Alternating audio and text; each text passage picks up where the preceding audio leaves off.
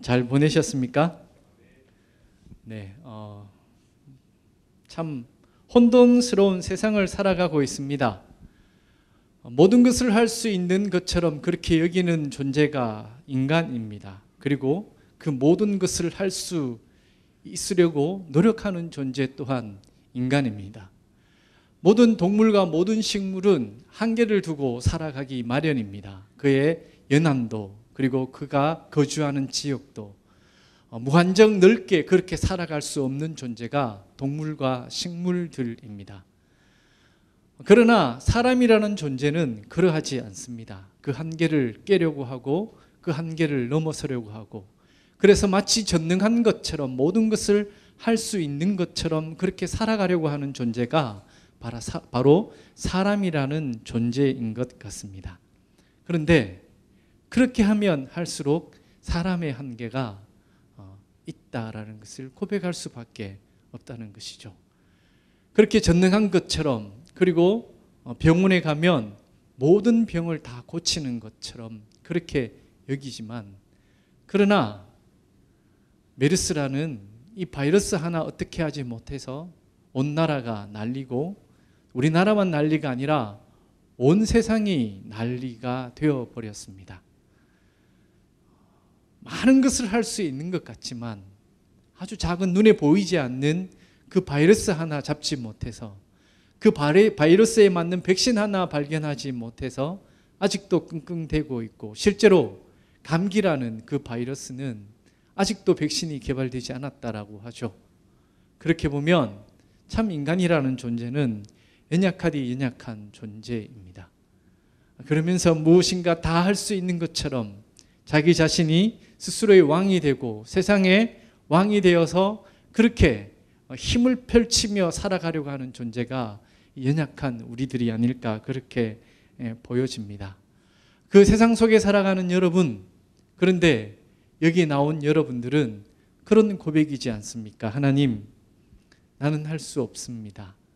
하나님, 제가 하려고 하지만 저는 할 수 없습니다 라고 고백하는 존재가 여러분이 아닐까, 그렇게 보여집니다. 그렇지 않고는 아마 이 자리에 나오지 않았을 것입니다. 그렇기에, 그런 고백이 있었기에 바로 이 자리에 나와 그렇게 하나님 앞에 기도하며 하나님 앞에 예배드리는 존재, 그 존재가 바로 그리스도인이라는 존재가 아닐까, 그렇게 보여집니다. 여러분, 사랑하고 축복합니다. 그렇게 하나님을 믿으며 하나님을 섬기는 여러분, 사랑하며 축복합니다. 그런데 이 귀한 예배를 드리며 시작하면서 제가 여러분에게 잔소리를 하나 하고 시작해야 되겠습니다. 잔소리라 여기지 마시고 하나님 마음이라 그렇게 받아주시고 귀한 말씀 듣고 지키는 여러분들이 되셨으면 합니다. 제가 오늘 예배를 드리면서 문득 든 생각이, 예배의 순서를 한번 바꿔야 되겠다라는 생각을 했습니다. 왜 예배의 순서를 바꾸느냐? 여러분들이 그렇게 인식을 하고 있기 때문에 그러합니다. 말씀이 곧 예배이고, 말씀이 시작하면 예배가 시작하는 것이고, 그 앞에 있는 모든 행사는 그냥 말씀을 위한 준비 기간이다라고 그렇게 생각하는 것 같습니다. 그런가요? 만약 그렇게 여긴다면 순서를 바꾸겠습니다. 제가 말씀을 먼저 시작하고 나중에 찬양하는 것으로 그렇게 바꾸려고 합니다. 제가 이 말씀을 드리는 이유는 우리 청년예배 시간이 1시 반입니다.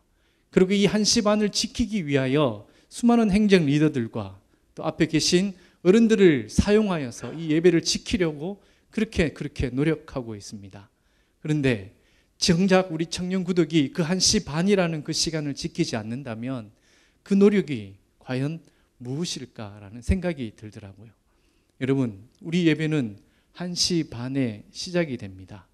여러분이 1시 반에 오지 않는 이유가 그 시간에 찬양이 되어지고 있고, 한 2시나 되어서 그렇게 지금 한 5분 정도 지났는데 2시가 넘어서야지 말씀이 전해지기 때문에, 그래 2시까지 가면 된다라고 생각하면 제가 먼저 말씀을 전하겠습니다. 그리고 찬양하고 그렇게 해도 되지 않을까라는 생각이 있습니다. 행정 리더들과 심각하게 한번 고려를 해서 그렇게 바꾸는 날이 아마 올 테니까 여러분 긴장하고 다음 주에 제가 또 앞에 서서 다시 한번 1시 반에서 저희 자리에 앉을 때까지 과연 여러분이 얼마만큼 이 자리를 지키시며 그렇게 있는지, 예배를 그렇게 사모하는 마음이 있는지 없는지를 제가 보고, 아니면 예배 순서를 바꿔야 되겠죠.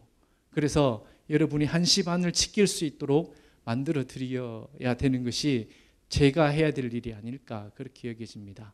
말씀만이 예배는 아닙니다. 시작하며 찬양하고 주님 앞에 간구하고 그리고 말씀 드리고 듣고 헌금하고 광고하는 것까지 우리가 주님 앞에 드리는 시간입니다. 그러니 우리가 그 예배 시간을 좀 지키면 참 좋겠다라는 생각입니다. 어느 것 하나 중요하지 않은 것 없습니다. 모든 것이 다 예배에 포함되는 것이니 여러분 그렇게 하시고 예배 시간을 한번 지켜보면 어떨까 그렇게 여겨집니다. 이왕이면 5분 전 10분 전에 오셔서 여러분의 마음을 준비하는 시간도 한번 가져보면 어떨까요?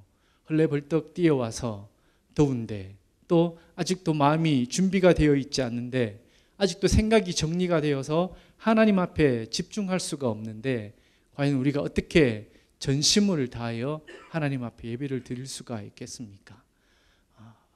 그렇게 조금만 더 우리의 시간을 그렇게 하나님 앞에 드린다면 하나님께서 참 기뻐하시지 않을까 그렇게 여겨집니다. 늘상 하는 비유이지만은 그죠? 우리가 한 나라의 대통령을 만나러 간다라고 생각해 보십시오. 박근혜 대통령 하면은 안 만나러 간다라고 하는 사람들도 있을 것 같아서 얘기는 하지 않겠지만 만약 여러분이 미국의 오바마 대통령을 만나러 간다, 초대되어서 간다, 그것도 자기가 돈 주고 가는 것이 아니라 초대되어서 간다라고 했을 때 과연 여러분 그 오바마 대통령을 만나기 전 얼마 전에 거기 앞에 기다리겠습니까? 혹 1시 반에 만나기로 했는데 한 2시쯤 나타나서 네 왔습니다 라고 이렇게 얘기할 사람이 여기 과연 누가 있냐라는 것이죠. 그럴 사람 아무도 없을 것입니다. 그죠? 그러면 그 가치가 우리가 믿는 여호와 하나님의 가치가 그 버락 오바마 그 버락 오바마 그분보다 우리가 믿는 여호와 하나님의 가치가 그렇게 낮다 못하다라는 것밖에 되지 않지 않습니까? 세상에 어떤 존재가 여호와 하나님 앞에 견줄 수가 있겠습니까? 세상에 어떤 존재가 여호와 하나님보다 위대한 자가 어디 있습니까? 그런 존재가 있다면 우리가 여기 앉아 있는 우리가 진짜 바보인 것이죠.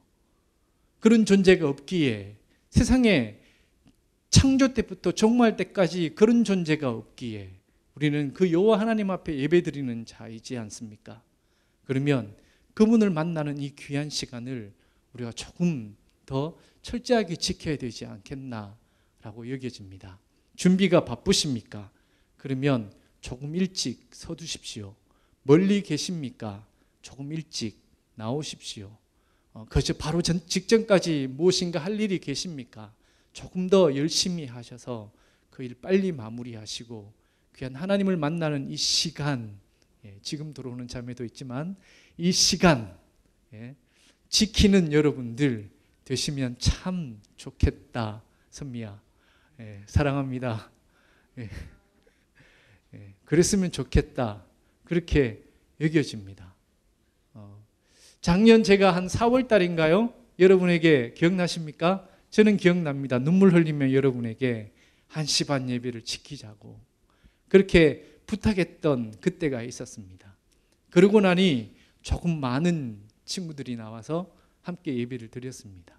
그리고 예배 시간에서 전혀 제가 또 언급하지 않다가 문득 앞에 앉아서 찬양하는 우리 얼수 찬양팀과 제가 기도하면서 이렇게 느꼈던 게 1시 반은 진짜 하나님하고 우리와의 약속의 시간인데 왜 2시나 다 되어서 올까? 가만히 생각해 보니 말씀을 들으러 오는구나.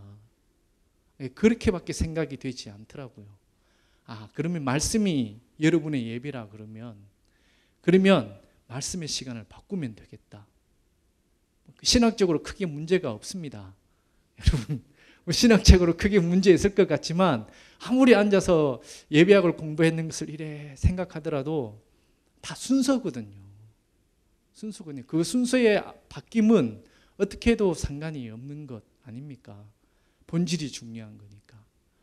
그렇다면 여러분의 습관을 바꾸기 위해서라도 이런 것도 필요하겠다라는 생각이 들어서 말씀을 시작하면서 여러분에게 이 말씀 드리는 겁니다. 이런 말씀 드리는 것은 예배가 소중하기 때문에 그러한 것이다. 여러분 여기시고 1시 반 예배 다음 주에는 제가 먼저 말씀 전합니다. 기도자가 누군지 모르겠습니다. 다음 주 기도자 누굽니까? 네? 혜진이가 없네요. 서울 갔네요. 예.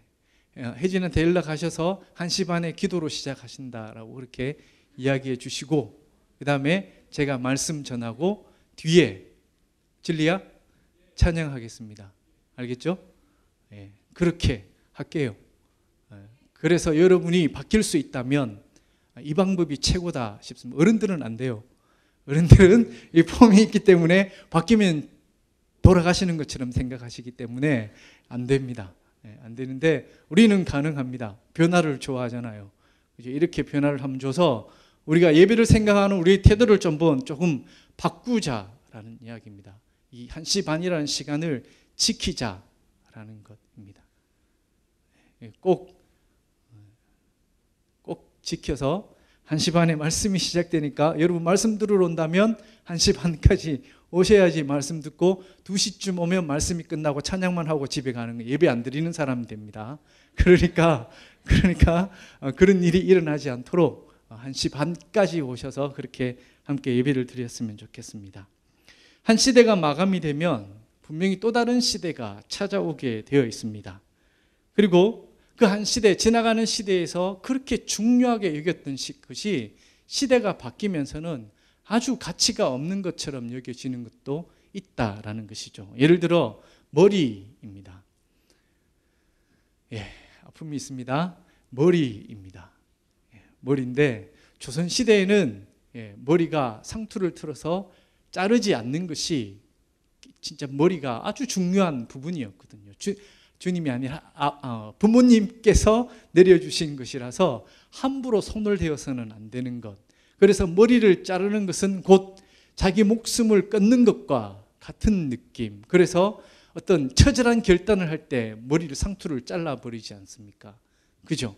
그것은 자기 목숨을 내어놓는다라는 결단의 의지를 얘기할 것만큼 이 머리카락이 참 중요하다라는 것입니다. 이것이 근데 개화기가 지나서 정치가 바뀌고 시대가 바뀌면서 이 머리는 그냥 머리로 전락해버리고 만 것이죠.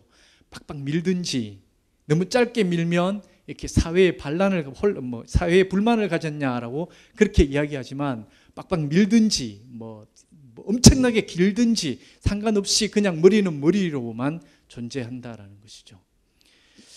그렇습니다. 지금 이스라엘이 이 변혁의 시대를 살아가고 있는 이 시기에 이제 사사시대를 접고 왕정시대를 바뀌는 것, 이것은 머리 스타일을 바꾸는 정도의 변화가 아니라는 것입니다.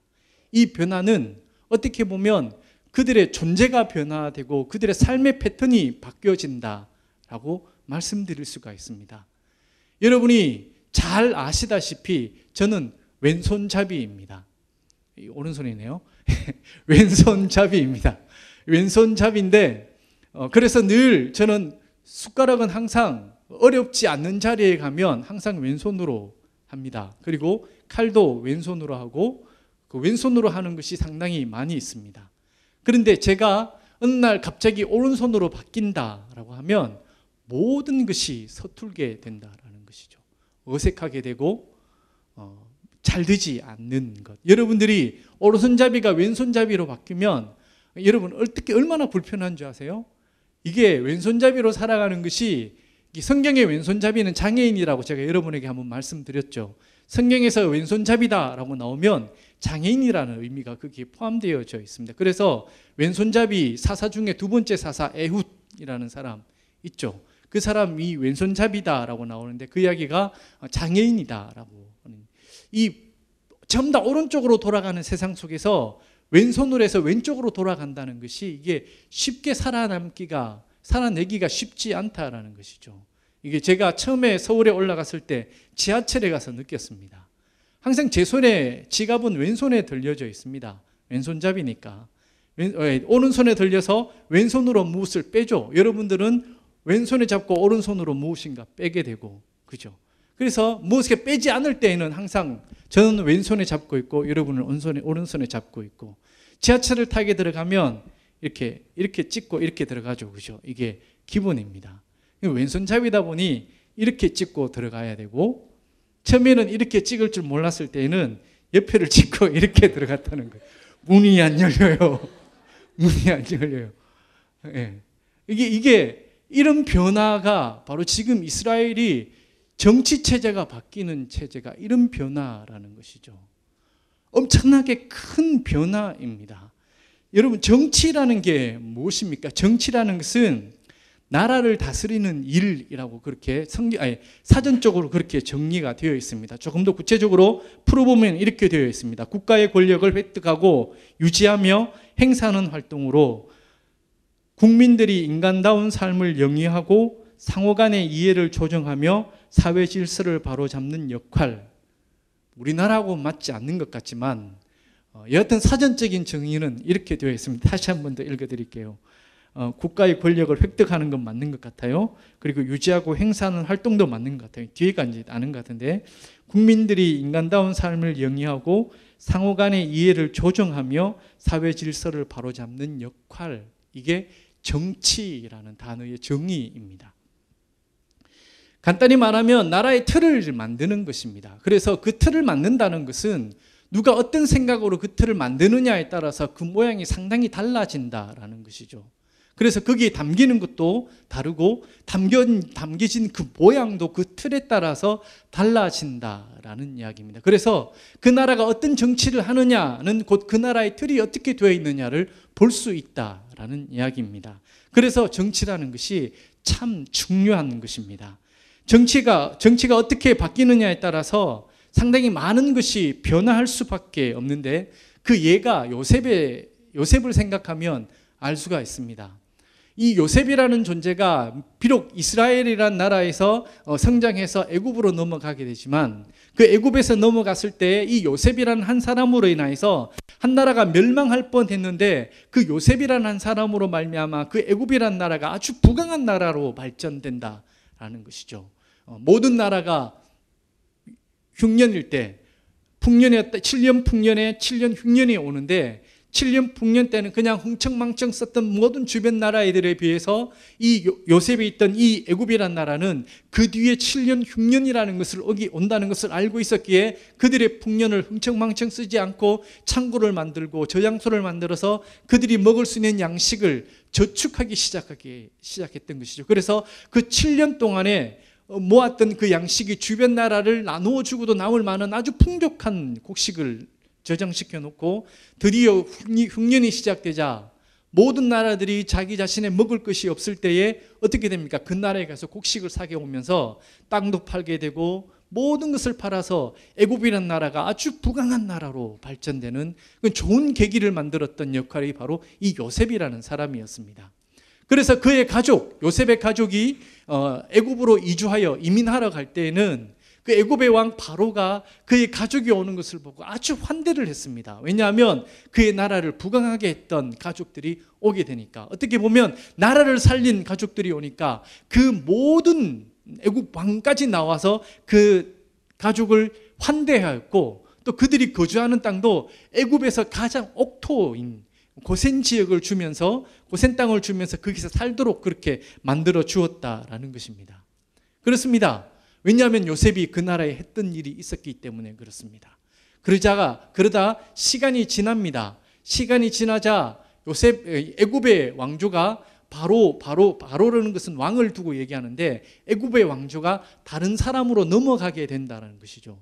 그럴 때에 시간이 한참 지나서 처음에는 한 70여 명의 이 사람들이 이주해 왔지만, 그것이 시간이 한 400년 지나면서는 숫자가 엄청나게 많아졌는데 남자만 약 60만 명 정도 되는, 곱하기 4 정도 하게 되면 한 200만 명이라는 아주 엄청난 무리가 한 곳에 고센 땅에 모여 있는데, 그들은 애굽 사람이 아닌 거예요. 이방인인데 그 땅에, 가장 좋은 땅에 머물고 있는 이들을 바라보는 요셉하고 전혀 관계없는 왕조가 볼 때 이들은 견제 대상이 되는 것이죠.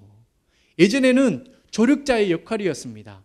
애굽이 잘 살도록 도와주고 또 그들이 했던 것을 기억했기 때문에 그 애굽에서 살아가는 것이 그들이 숫자가 얼마인지, 모이는 사람들이 어떤 능력이 있는지 별 문제가 아니었던 게, 왜냐하면 그때는 이스라엘과 애굽은 조력의 관계였기 때문에 그랬던 것입니다. 그것이 어느 순간에 왕조가 바뀌자 그 조력의 관계가 깨어지기 시작하고 견제 세력이 되다 보니 어떻게 이들을 만들었냐 하면 노예로 전락시켜 버렸던 것이죠. 이게 이렇게 했던 것이 바로 정치 체계가 바뀌었고 왕조가 바뀌었기 때문에, 정치가 바뀌었기 때문에 그러하다라는 이야기입니다. 그렇습니다. 그렇게 이 정치가 바뀌는 것이 이런 변화가 찾아온다라는 것입니다. 이것은 멀리 성경에 있는 요셉의 이야기만 뿐만 아니라 앞으로 일어날, 우리나라의 앞으로 일어날 일을 생각해도 마찬가지입니다. 이제 우리나라가 앞으로 조만간 통일이 될 것입니다. 그 조만간이 언제인지는 모르지만 조만간 통일이 될 것입니다. 어떤 형식으로든지 통일이 된다라고 했을 때에 그렇게 되어서는 안 되지만 북쪽에서 통일을 시킬 수도 있는 것이고 또 남쪽에서 통일을 시킬 수도 있는 일 아닙니까? 일어나지 않는 일이니까 어떻게 될지는 모르지만, 여하튼 변화되는 쪽은, 이거는 그의 변화는 우리가 상상할 수 없을 정도의 엄청난 큰 변화라는 것이죠. 만약에 우리나라가 북한을 흡수 통일한다라고 했을 때 북한의 사람들은 지금 공산주의 세상에서 살아가고 있는 그들이 이 자본주의 시대를, 자본주의 이 자본주의 사회를 어떻게 이해하고 어떻게 거기 살아남을 수 있을까는 진짜 왼손잡이가 오른쪽으로 살아가는 것과 그리고 오른손잡이가 왼손잡이로 살아가는 것과 동일한 혼란이 일어나고 힘듦이 있다라는 이야기입니다. 바뀌는 쪽은 엄청나게 큰 혼돈에 빠질 수밖에 없다라는 것이죠. 그런데 지금 이스라엘이 이런 위치에 놓여져 있습니다. 지금까지는 신정시대로서 하나님이 직접 그의 나라를 다스리고 하나님이 세우신 그 사람으로 말미암아 그 땅이 사람이 다스리는 땅이 아니라 하나님이 다스리는 땅이 되었는데, 이제 왕이 세워지면서부터는 하나님이 다스리는 것처럼 보이지만 실제로는 그들의 눈에는 왕이라는 존재가 있기 때문에 왕이 그 나라의 주인이 되고 왕을 중심으로 한 그 나라가 다스려지기 때문에 엄청나게 큰 변화가 일어난다라는 것이죠. 그 시대의 말에 누가 서 있냐 하면 사무엘이라는 존재가 거기에 서 있다라는 것이죠. 그리고 그 시대의 말에 왕을 세운 이가 사무엘이었기 때문에 그는 더 이상 그 민족의 지도자의 역할을 내려놓고 왕에게 그 권력을 이양해야 될 이유가 있는 이 또한 사무엘이었다라는 것이죠. 이제 사무엘상 12장의 위치가 그 바로 마지막에 그의 권력을 이양시키면서 마지막으로 국민들에게, 이스라엘 백성들에게, 그리고 이 나라를 다스릴 왕에게 부탁하는 말씀이 바로 사무엘상 12장의 말씀의 위치이다라고 그렇게 보면 됩니다. 그렇게 보면 이 사무엘상 12장은 참 중요한 장이다라고 그렇게 말씀드릴 수가 있는 것입니다. 여러분, 청년의 시기가 이런 변화의 시기가 아닐까 그렇게 보여집니다. 고등학교에서 대학교로의 변화도 엄청난 큰 변화입니다. 그리고 대학교에서 직장으로, 사회로 나가는 변화도 고등학교에서 대학교로 진학하는 것보다 더 큰 변화가 있기 마련인 것이죠.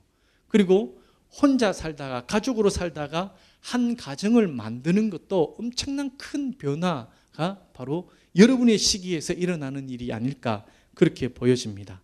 그렇게 본다면 이 사무엘상 12장에서 사무엘이 이스라엘에게 했던 말이 그냥 이스라엘에게만 했던 말이 아니라 그런 변화의 시기를 겪고 있는 오늘 청년들에게 하는 말씀에 해당한다라고 그렇게 해석해낼 수가 있다라는 것이죠.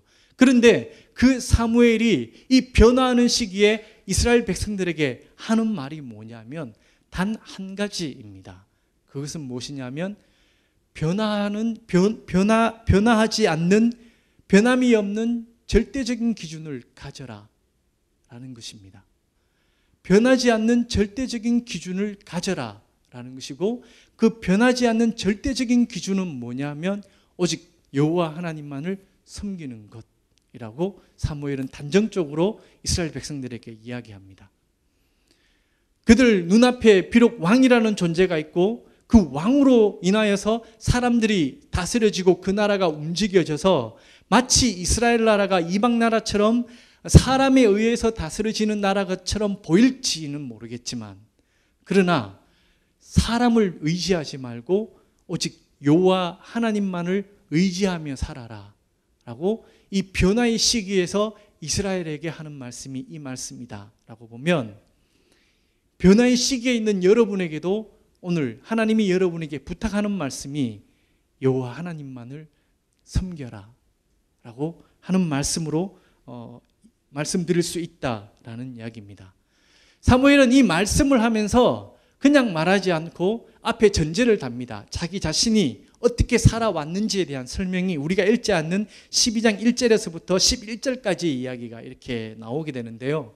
거기에 보면 첫 번째로 하는 이야기가 뭐냐면, 나는 누구를 압제하지도 않았다, 또 누구에게 뇌물을 받지도 않았다라고, 그렇게 자기 자신이 어떻게 살았는 것에 대해서 그렇게 먼저 이야기를 하고 있다라는 것입니다. 믿음이라는 것은 늘상 하는 이야기지만 그냥 말하는 것으로 그쳐서는 안 됩니다. 이스라엘 백성들이 이 사무엘을 보면서 그를 민족의 지도자로 여겼던 가장 근본적인 이유는 뭐냐면, 그가 믿은 그가 선포하는 그 말씀과 그의 삶이 일치하게 살았기 때문에 그를 민족의 지도자로 삼을 수 있었고, 하나님께서 사무엘에게 하는 말을 그대로 실행하신 이유조차도 뭐냐면, 그는 그렇게 선포한 그대로 그렇게 살아내었기 때문에 그러하다라는 이야기입니다. 이것이 뒤에 가면 엘리사라는 존재가 나옵니다. 엘리사라는 선지자가 나오는데, 그 선지자는 진짜 그가 하는 말이 그가 하는 게 아니라 하나님이 하시는 것처럼 그렇게 말을 하는 존재였습니다. 그가 그렇게 하나님 앞에 두렵고 떨림으로 살았기 때문에, 여호와 이방신이 충만한 그 시대에서 오로지 여호와 하나님만을 믿는 그 믿음의 사람으로 살았기 때문에 하나님께서는 그가 기도하는 것마다 다 들어주신다라는 것이죠. 지금 오늘 본문에도 이스라엘 지역에 우레와 비가 내린다라는 것은, 이거는 진짜 천지개벽할 일입니다. 천둥이 치고 번개가 치는 것조차가 있지 않는 그 나라 속에서 우레가 있고 비가 온다. 비는 내릴 때만 내리지 아무 때나 내리지 않습니다. 우리나라야 뭐 지금 비가 안 와서 난리지만은 언제든지 내릴 수 있는 일이죠. 여름에도 내리고 겨울에도 내리고 가을에도 내리고 봄에도 내리고, 그래서 겨울에 내리면 겨울비라 그러고, 여름에 내리면 소낙비, 뭐 봄비, 장마 뭐 그렇게 얘기를 하고, 가을에 내리면 가을비라고 하고, 겨울에 내리면 겨울비라고, 시도 때도 없이 내리는 것이 비지만은, 그러나 이 이스라엘 땅에서는 그렇게 비가 내리지 않는다라는 것입니다. 일정한 기간 동안에 비가 오지 않으면 1년 내도록 비가 오지 않는 것입니다. 그리고 그 기간에 다시 비가 오지 않으면 2년 동안 비가 오지 않고, 그래서 점점 사막화가 되어가는 것이 그 땅입니다. 그래서 적절한 시기에 비가 내려야 된다라는 이야기입니다. 그런데 지금 이 사무엘이 간구하는 이 시기는 추수할 때입니다. 추수할 때라는 얘기는 비가 오지 않는 때인 것입니다. 그런데 그가 기도하니 하나님께서 그게 비를 내려주시는 것입니다. 이게 그렇게 하신 이유가 뭐냐면, 사무엘이 그 말씀대로 살았기 때문에 그러하다라는 이야기입니다.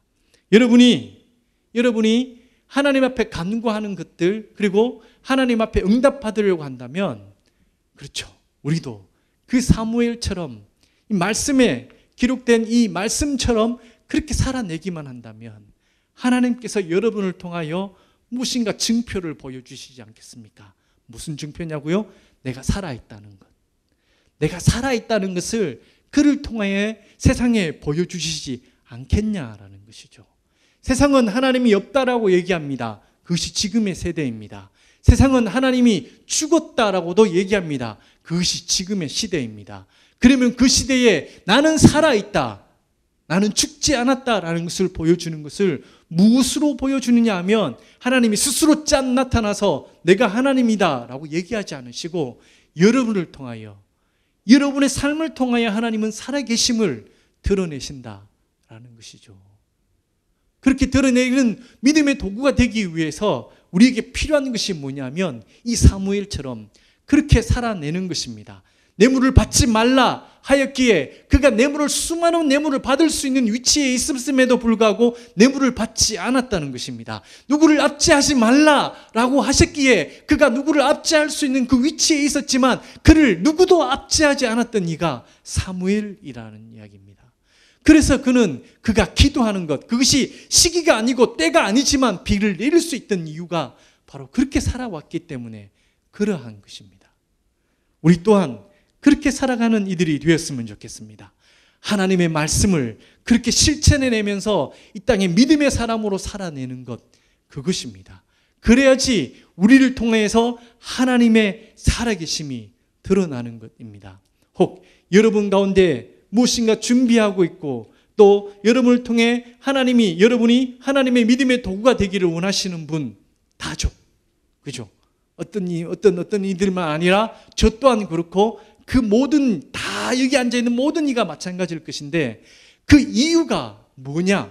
내가 그렇게 되어야 되는 이유는 다른 게 아니라 이 땅에 하나님을 드러내는 믿음의 도구가 되기 위하여. 그렇게 소망하며 여러분이 그렇게 살아내시기를 바랍니다. 그러면 여러분을 통하여 이 땅에 하나님께서 하나님의 영광을 드러내는 믿음의 도구로 여러분을 삼아주신다라는 것입니다. 제가 날마다 간구하는 우리 어른들의 아픔도 알고 있지만, 아프신 분들도 알고 암으로 투병하고 계시는 분들도 알고 있지만, 그런데 제가 알고 있는 이 우리 청년구덕에 아픈 이들을 위하여 날마다 그렇게 기도하는 이들이 있습니다. 이들을 기도할 때에 그냥 무조건 낫게 해달라고 그렇게 기도하지 않습니다. 그렇게 기도합니다. 이들을 통하여서 우리 청년들이 하나님의 살아계심을 볼 수 있게 해달라고, 그 도구로 이들을 좀 사용해 주십시오라고 그렇게 기도하고 있다라는 것입니다. 여러분이 그런 자리에 섰으면 좋겠습니다. 다른 것으로 여러분이 어떤 자리에 차지하는 것이 아니라 하나님의 영광을 드러내는 자리, 그 자리에 여러분의 삶의 자리가 펼쳐져서 그 자리에서 하나님의 이름을 드러내는 믿음의 사람들이 되었으면 합니다. 그래야지 이 땅에 살아갈 이유가 있는 것입니다. 그래야지 이 땅이 살만한 가치가 있는 곳이 되는 겁니다. 다른 것이 아니라, 다른 어떤 유명한 사람, 능력 있는 탁월한 사람이 이 땅에 존재하고 있기에 이 땅이 행복한 것이 아니라, 그런 믿음을 가진 존재들이 있기에, 그래서 이 땅이 사람이 다스리는 땅이 아니라 하나님이 다스리는 땅이다 라는 것을 모든 사람들이 알게 만들므로 말미암아 이 땅이 행복한 곳이 될 수 있다라는 것, 우리가 기억해야 합니다. 하나님께서 왜 뇌물을 받지 말라고 하신 줄 아십니까? 지금 온 나라가 뇌물 때문에 난리죠. 메르스 때문에 난리고 뇌물 때문에 난리고, 그 뇌물 때문에 나라 총리 한 명도 제대로 세우지 못하는 나라가 이 나라 이 땅 아닙니까? 이해도 되지만 참 안타깝습니다. 하나님께서 성경에 보면 여러 군데 나오지만은 출애굽기 23장 8절에 보면 이런 말씀이 있습니다. 너는 뇌물을 받지 말라. 뇌물은 밝은 자의 눈을 어둡게 하고 의로운 자의 말을 굽게 하느니라. 딱 맞죠. 그죠? 받아먹은 자는 말이 없다. 들어보지 않습니까? 그죠? 받아먹은 자는 말이 없는 것입니다. 그래서 뇌물을 받지 말라라고 합니다. 그런데 우리의 나라, 이 땅이 그런 시대가 아니었습니다. 처음부터 이런 성경적인 가치관을 가지고 세워진 나라였다면 우리도 그런지 안 그런지는 모르지만은 사대주의인가? 그런 생각도 하지만 깨끗한 정치인들이 있을 것입니다. 그런데 이 나라 이 땅이 언제부턴가 그러지 못했다는 것이죠. 속이지 않고는 돈을 벌 수 없고 속이지 않고는 높은 자리에 앉을 수 없는 나라가 이 나라 이 땅이 되었던 기간이 있었습니다. 그리고 우리의 어른들이 그 기간을 보내왔기 때문에 그들도 그렇게 살아왔던 것이죠. 그래서 갑자기 깨끗하다, 깨끗한 것을 요구하니 뒤는 전부 다 구려 있는데 누가 깨끗한 사람이 여기 있을 수가 있겠습니까? 이해는 되지만 참 안타깝다라는 것이죠. 지금 이 말을 하면서 사무엘이 이 이야기를 하는 이유가 뭐냐 하면 앞에 사울이 있거든요. 이 말을 듣는 사울이 거기 앞에 앉아있기 때문에 사울에게 이 말을 하는 겁니다. 네가 왕이 되는 거 참 좋다. 네가 왕이 되는 거 참 좋은데 그 왕의 자리에 앉아서 누군가를 압제하려 하지 말고 그 왕의 자리에 앉아서 누군가에게 뇌물을 받아 먹고 하지 마라. 이 얘기가 지금 이 사무엘이 왕에게, 사울 왕에게 부탁하고 있는 것 아닙니까? 왜냐? 이 뇌물을 받으면 판단력을 흐리기 때문에 그렇습니다. 뇌물을 받으면 옳은 길을 옳다 얘기할 수가 없기 때문에 그러하다라는 것이죠. 여러분에게 판단력을 흐리게 하는 것은 무엇입니까? 여러분의 판단력을 혼돈하게 만드는 것이 무엇입니까? 그리스도인의 삶의 기준은 오로지 하나님이어야 합니다. 시대가 변하고 사람이 바뀌고 환경이 바뀌더라도 변하지 않아야 되는 것, 그것이 바로 그 기준이 하나님입니다. 내가 누구보다도 깨끗하고 누구보다도 선하기 때문에 내가 의로운 존재가 아니라 하나님 앞에 서 있기 때문에 나는 날마다 죄인일 수밖에 없는 존재. 우리의 비교의 기준이 사람이 아니라 하나님이고 우리의 판단의 근거가 사람의 지혜가 아니라 하나님이기 때문에 우리는 날마다 주님 앞에 기도할 수밖에 없는 존재, 날마다 주님 앞에 불쌍한 이 죄인 용서해 달라고 기도할 수밖에 없는 존재가 우리들이지 않습니까? 그렇게 살아야 되는 존재가 그리스도인입니다. 그런데 우리가 그러하지 못하다는 것이죠. 우리가 드리는 이 약 한 2시간 정도의 이 예배가 어떤 의미인지를 여러분 아십니까? 이 예배는 우리의 일주일의 시간 속에서 2시간이 아니라 일주일 전체를 이야기하는 시간입니다. 그렇기 때문에 이 예배가 우리의 삶 전체를 대변한다 라고 말할 수 있습니다. 여러분이 드리는 10의 1조 예물 있지 않습니까? 만약 드리지 않는다라고 하면 드릴 수 없는 형편이면 어쩔 수 없지만 드릴 수 있다면 여러분 10의 1조를 드리십시오. 그 10의 1조의 의미가 뭔지 아세요? 그냥 내가 번 돈의 10분의 이 열의 하나를 주님 앞에 드리는 것, 그리고 나머지 9개는 내 것이 아니라 모든 것이 주님의 것입니다 라고 하는 대표성이 거기에 있기 때문에 그러합니다. 그래서 우리는 그 믿음의 고백이라고 얘기하는 것이죠. 10의 1조를 한다고 해가지고 하늘나라에 저축하는 것이 아니라, 그죠? 어떤 10분의 1을 드리면 주님께서 100개를 줄 것이다 라는 그런 기대로 11조를 하는 것이 아니라 내 모든 것이 주님의 것입니다 라고 고백하는 것이 10분의 1입니다. 대표성을 띈 것. 마치 우리나라 전체가 다 갈 수 없으니 한 나라의 대통령, 우리나라의 대통령 박근혜 대통령이 미국에 간다는 것은 우리나라가 가는 것과 똑같은 것 아닙니까? 그래서 그 미국도 작은 나라인 이 한국에서 오는 그 대통령을 극진히 국빈맞이하는 이유가 뭐냐면 이 대한민국을 대표하고 있기 때문에 그러하다라는 것이죠. 10의 1조 예물이 바로 그 예물입니다. 그래서 우리가 10의 1조를 드려야 되는 것이고, 그래서 우리가 이 예배를 소중하게 여겨야 된다는 것입니다. 이 예배의 시간은 우리의 시간 전체를 주님 앞에 드리는 것이기 때문에 그러한 것입니다. 10의 1조 예물은 우리의 모든 것을 주님 앞에 드리는 대표성을 의미하기 때문에 그러한 것 아니겠습니까? 그것이 바로 이렇게 하는 것이 여호와 하나님을 섬기는 사람의 삶의 자세인 것입니다.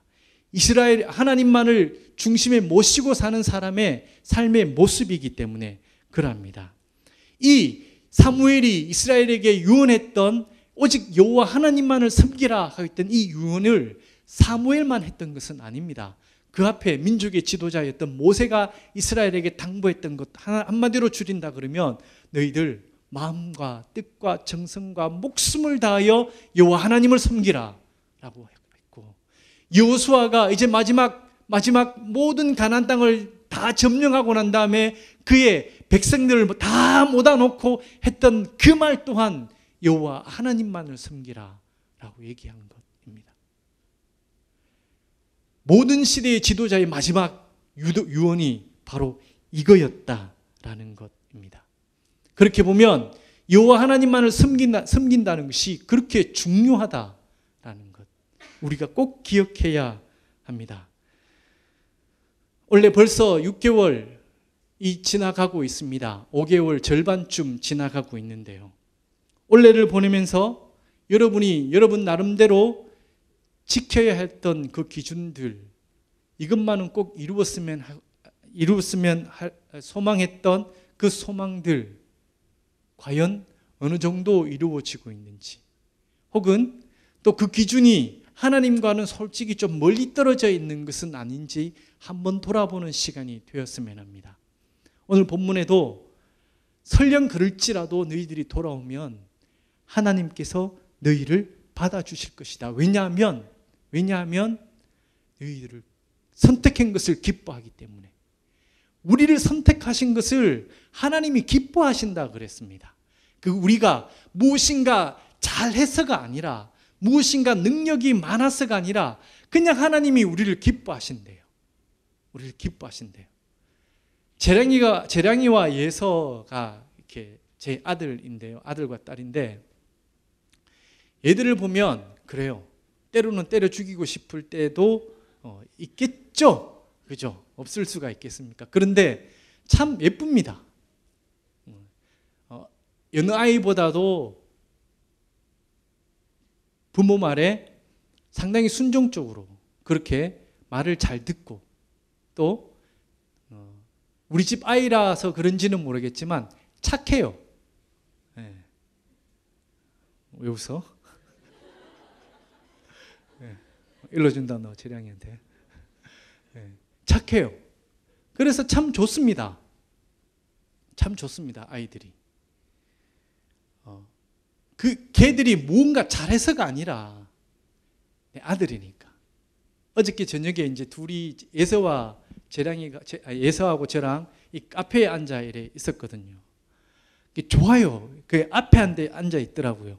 그래서 야 여기 앉아라 해서 옆에 앉아서 이렇게 꼭 끌어안고 제 카페에 앉아 있어 1시간 정도 앉아 있었는데, 보면 마치 저를 보는 듯한 느낌이 들어서 너무너무 좋아요. 걔가 뭘 잘해서가 아니라 그 존재가 그냥 좋은 거예요. 그게 자녀입니다. 그게 아들과 딸입니다. 하나님이 우리를 보는 눈이 그 눈이라는 거예요. 하나님이 우리를 보는 눈이 그 눈이, 우리가 뭔가 정결하고 뭔가 거룩하고 뭔가 능력이 많아서 우리를 좋아하시는 것이 아니라 그냥 좋은 거예요. 그냥 좋은 거예요. 이유가 없이 그냥 좋은 거예요. 좋은 걸 어떡합니까? 그게 하나님입니다. 그게 하나님의 마음입니다.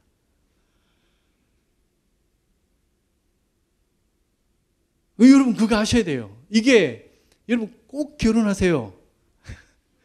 꼭 결혼해서 자녀를 낳아보세요. 낳아보면 압니다. 낳아보지 않고는 몰라요. 아버지의 사랑은 제가 아버지하고는 늘 경쟁 관계였기 때문에 잘 몰랐는데, 낳고 나니까 아버지가 나에게 맨날 져줬구나. 왜냐하면 저를 좋아하기 때문에 맨날 져주는 거예요. 저는 좀 다릅니다. 맨날 이기는데 맨날 이기는데 좀 다르지만 여튼 그 마음을 제가 이해를 하겠더라고요. 재랑이를 놓고 보니까. 하나님이 우리를 보는 눈이 그 눈이라는 것입니다. 이거 여러분이 잊지 않았으면 합니다. 무엇인가 잘 돼서 막 이렇게 승승장구로 이렇게 계속 올라가는 삶을 사는 사람이 하나님의 뜻대로 살아가고 하나님께 응답받는 삶이다 라는 착각하지 마세요. 이렇게 내려가는 것도 하나님이 함께 하시는 삶입니다. 그 기간이 어렵지만 이렇게 내려가는 것도 하나님이 함께 하시는 삶입니다. 그러다가 어느 순간인가는 하나님이 다시 그래 올려주실 때가 있을 겁니다. 그때 올라가면 되는 거예요. 내리실 때는 내려가야 합니다. 안 내려가려고 버팅기면 아파요. 힘들어요. 내리실 때는 내려가야 합니다. 이유가 있기 때문에. 내려감에도 질이 있죠. 그죠? 게을러서 내려가는 건 어쩔 수 없습니다. 예? 열심히 해도 안 되는 거는 하나님이 내리시는 거예요. 안 될 때가 있습니다. 그건 아무리 노력해도 하나님이 내리시려고 하면 안 돼요. 그런데 하나님이 올리기 시작하면 내려가는 것보다 훨씬 더 빠른 속도로 올라갑니다. 그거 기억하시고 내리실 때조차도 하나님이 함께 하신다는 것을 여러분이 기억하시고 여러분의 존재 자체를 기뻐하시는 그 하나님이 여러분에게 무엇을 좋은 걸 어떤 본인이 가지고 있는 모든 좋은 것을 주시기를 기뻐하시는 그 하나님이라는 것 여러분이 기억하시고 그렇게 살아가는 여러분들이 되었으면 좋겠습니다. 여러분에게 마지막으로 오늘은 질문 2가지를 던지고 말씀을 맺을까 합니다. 첫 번째입니다. 일주일을 살아가면서 여러분이 묵상해야 되는 첫 번째 질문. 나는 하나님보다 더 중요하게 여기고 있는 것은 없을까? 여러분 마음을 한번 돌아보시기 바랍니다. 여러분의 마음을 한번 들여다보시기 바랍니다. 두 번째 질문입니다. 나는 지금 마음을 다하여 여호와 하나님만을 섬기고 있는가? 이 2가지 질문을 여러분 그냥 입으로 아멘이라고 쉽게 대답하지 마시고 일주일 동안 묵상하면서 여러분의 삶으로 드러내는 삶으로 말하는 일주일의 삶이 되셨으면 합니다. 기도하겠습니다.